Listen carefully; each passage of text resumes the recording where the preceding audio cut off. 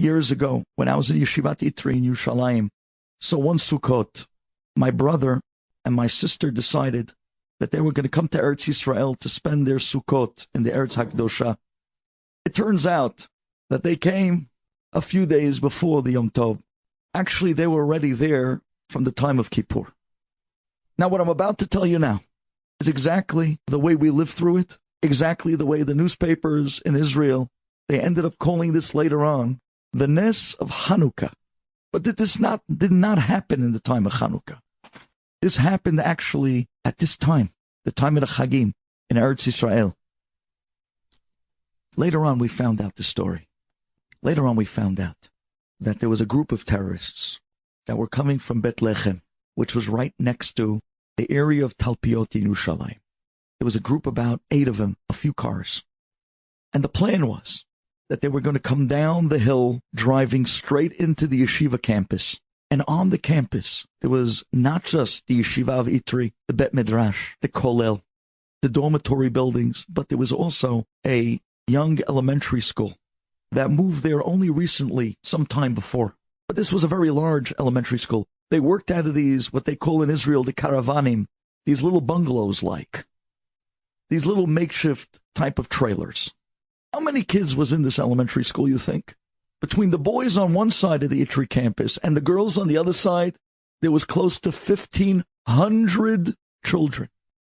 And the way it happened was that every day, these boys and girls of this elementary school of modern, what you would call children, came out both at the same time. So at 3 o'clock every day, it was impossible to go outside to the yeshiva parking lot. The parking lot was a swarm of over 1,500 children, all coming out at once. And of course, the buses came down at the same time. And you have kids running in every direction. The teachers sometimes looked dismal. They looked like they didn't know what was coming off. B'ayin hara, such a large crowd of children. The plan that these terrorists had, as they staked out the property for some time, that they were going to drive down exactly at 3 o'clock.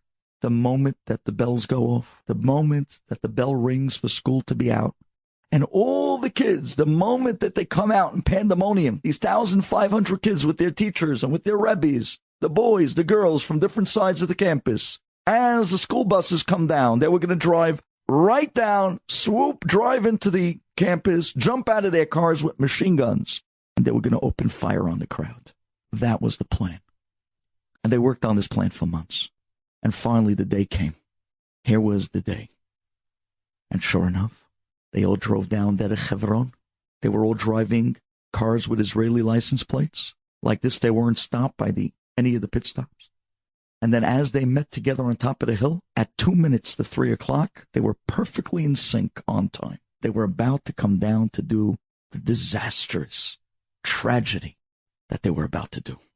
And they drove down the hill together. And they drive right into the yeshiva parking lot. And it's still quiet. It's 1 minute to 3. The bell didn't go off yet. And suddenly 3 o'clock strikes. And the bell goes off.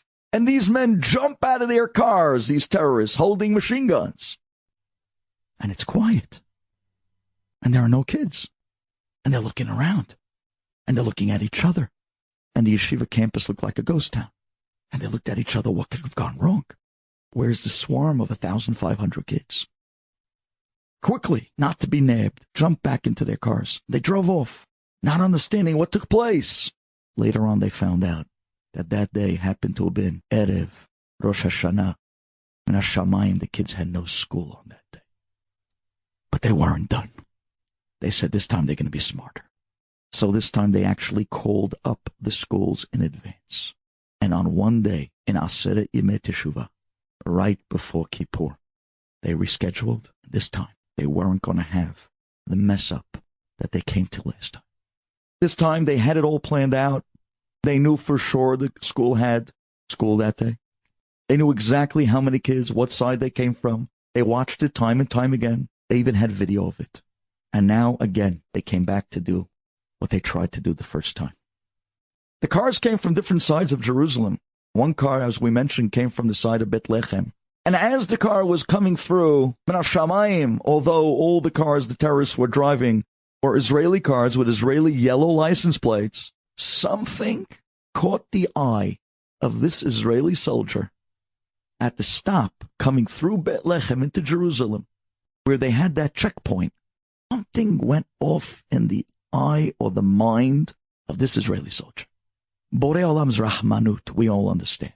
Where for some reason, why he picked out this Israeli car over the hundreds that were coming through.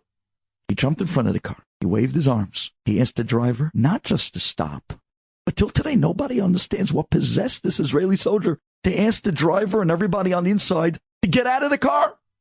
And they all got out of the car. The soldier saw that the driver began to sweat. He saw that the passengers began to sweat. Quickly, the soldier, he raised his rifle. He clocked his rifle, and he pointed it at them and said, "Open up the trunk."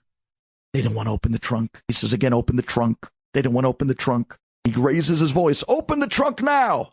Right when they saw they weren't getting away with this, they all ran in different directions. The soldier ran after two guys. Other soldiers ran after the other guys.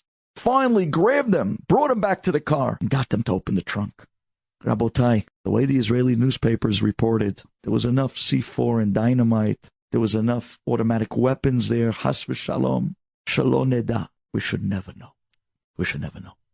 And they were caught. And once they were caught, they interrogated them. And they got out of them exactly what time and where the rendezvous point of the other three cars were supposed to meet on the top of the hill of Derech Hebron in Talpiot. And sure enough, after they got out the information, the Israeli police, the military sent a few unmarked cars, parked themselves right at the top of the hill, and at 5 minutes to 3, they sat and they watched as the other three cars, on time, pulled all together. They waited for the fourth car. They waited till a minute to 3, seeing that the fourth car wasn't coming. They decided to do the mission on their own. They started to drive down the hill. But at that moment already, the Israeli police, the military surrounded them, arrested them, and found in the other three cars enough ammunition. Oy. And in the background, as they were arresting these terrorists, at the bottom of that hill, you were able to hear the bells of this elementary school going off. You were able to hear the yelling and the screaming of 1,500 kids running out all together. You were able to actually see the school buses going down. They didn't even have a clue what was about to come upon them. I was on the Itri campus on that day in Bet Midrash. My brother was already by me staying for the Chagim, as mentioned earlier. None of us had a clue that we were even in danger, let alone that Borei Olam was there to save us. It was only months later that the Israeli newspapers got wind of this story from the intelligence. They called it Nes Hanukkah because it hit the public on Hanukkah time. But it took place right now. We have to realize that as long as Klal Yisrael is able to get the message, this is a wake-up call where again we call out to Ahenu Bet Yisrael. The tefillot are vital. The Torah is vital. We can't sit back and say, oh, it's going on in Israel. What's going on in Israel is what's going on here. We're all in this together. This is not a time of heshbonot. This is a time for Klal Yisrael to act. And we need to get the message. This is not a time to be status quo. We need to react. We need to get the wake-up call and the message. Klal Yisrael. This is a time for tefillah. This is a time that tomorrow morning, starting tonight, we pray with minyanim. We don't miss a minyan. This is a time that our Shmirat Shabbat gets better. This is a time where we learn an extra few minutes of Torah on our Sdarim. And if we haven't been learning Torah, now's the time to find a shul, a daf yomi shiur, something that will enable Klal Yisrael and the Haganah, which is our Torah that's magne umatzle, to continue to protect us, so that finally we'll be zocheh, that no matter what's coming at us the coming year, Borei Olam will finally shine on us. The Geula Krova. Finally it'll come the moment where we'll see and we'll be able to say, Tzarotenu die.